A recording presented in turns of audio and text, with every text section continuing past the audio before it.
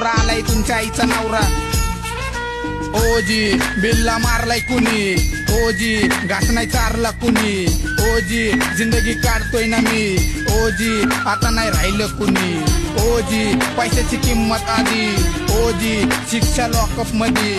ओजी गुन्हेगारी हिपहॉप मध्ये सांगितलं सगळं मी वर्तमान मध्ये थोडं टेन्शन मध्ये पण रिलॅक्स मी थोडं टेन्शन मध्ये पण रिलॅक्स मी